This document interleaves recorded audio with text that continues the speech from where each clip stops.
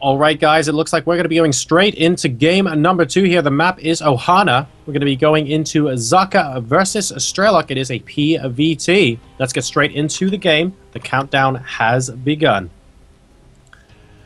So, will it be a 2-0 for Socke? Or will Strelok actually fight back? We'll find out in just a sec. Ohana is the map of choice, guys. Let's get into the game.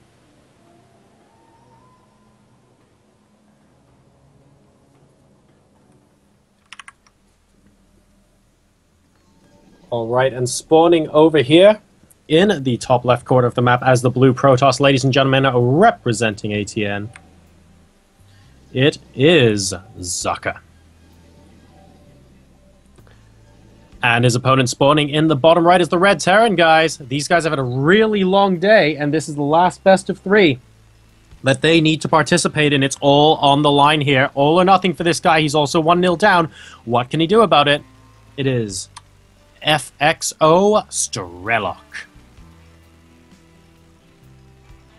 So these guys have been absolutely at it for a number of hours now. Will they be able to last just a little longer? Of course they will, of course. These guys are pros. They play all sorts of cups all the time. It's us that have to be worried about it, but we're doing pretty well so far, and we want to be able to see this out.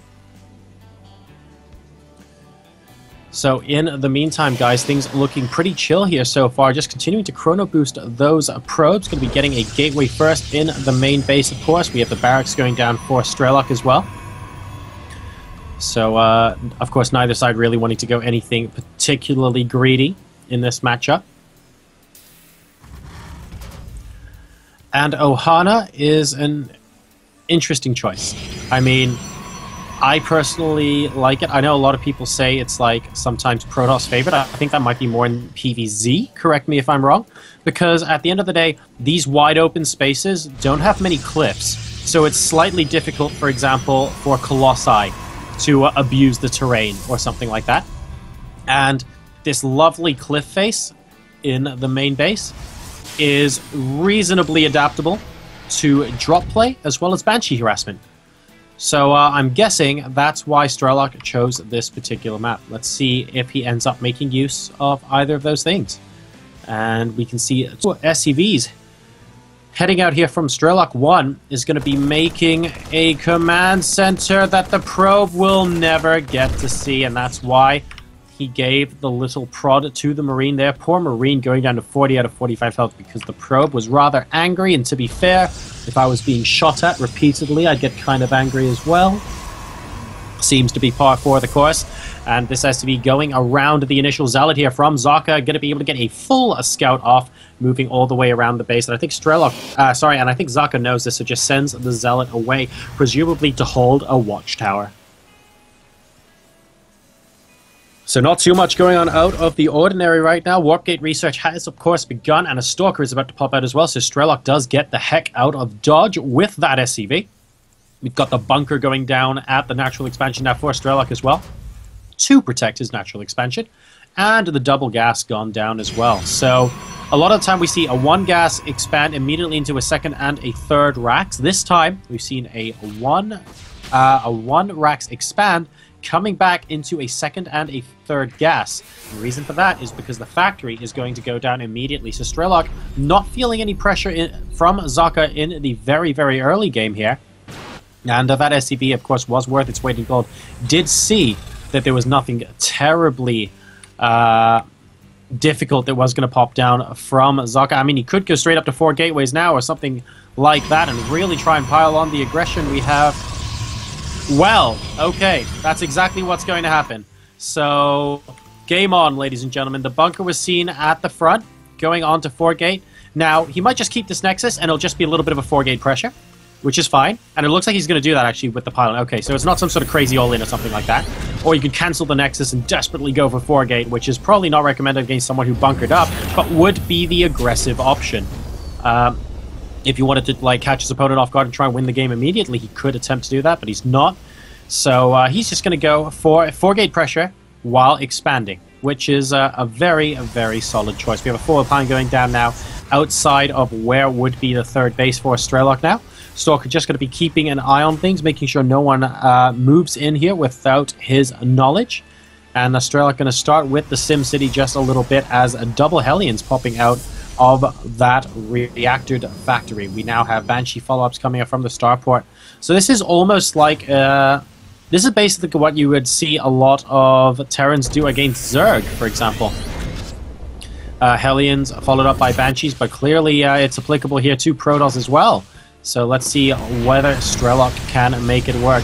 Here we go, 4 Hellions moving in now on the low ground. Going to try and roast a little bit of Stalker Zealot, but 3 more Stalkers come in, and one of the Hellions is definitely in the red and possibly going down. There we go. That wasn't actually the one I thought would die. There we go. The second one does go down as well. A Stalker has also been lost, so as far as resources lost are concerned, they're more or less equal, and now 2 Hellions are going to be popping into the natural expansion, but at the same time, that is a lot of gateway units moving in from Socke here into the main base of Strelok. We have Guardian Shield going down, and that Banshee is trying to do as much damage as it can, but the only remaining units are Stalkers. Is Socke going to be able to do ridiculous amounts of damage here? Only a single Hellion left. The Stalkers were warped in to defend, so he's going to be able to defend against that just fine. It looks like Socke is actually going to be moving back out here, and we now know the reason why. Strelok went for Cloak with this Banshee as well, and he basically had no units. He had Hellions, he had non-reactive Marines until they were switched over just now, and he had that Banshee with attempted to make Cloak. So things are going to be a little bit interesting now. It looks like Socke's actually going to try and take the game here, despite the presence of that Cloak Banshee. He might make it work with additional Stalkers, though. These Stalkers really just don't care. They're just marching straight up the base and killing as many workers as they possibly can. The worker supply is dwindling fast for Strelok. The supplies are dead even on 35 at the moment. Workers are 26 to 22 in favor of Socke. Don't forget, Strelok does have Cloak on that Banshee. Is it going to make a difference at the end of the day, though? Oh, wow, these last 3 Stalkers are able to do so much damage against our Terran player. Is it going to be enough?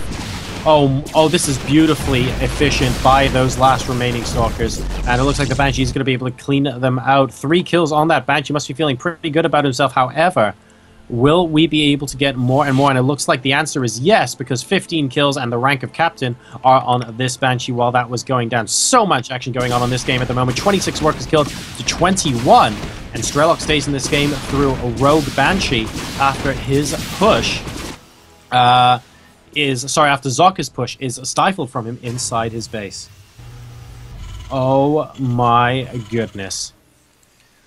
If it wasn't for that, guys, I'll tell you honestly, Socke would be winning this game if it wasn't for that Banshee. That Banshee went unnoticed, and I saw a blip on the minimap, but I thought the Stalkers were dealing with it, so I was focusing on this battle. I should have really flipped back and forth, but there was action going on everywhere, and it looks like that as far as workers killed are concerned, they came out more or less the same. Now 28 to 24 workers in favor of Socke, but 3 Banshees coming in. How is he going to be able to deal with that? He needs to be oh so careful. He might even be... Oh, cancelling the warp in off the Stalkers. That was nice there, but there is another pylon in the back.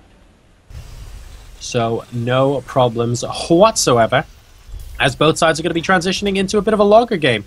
Of course, they both have their expansions now as well.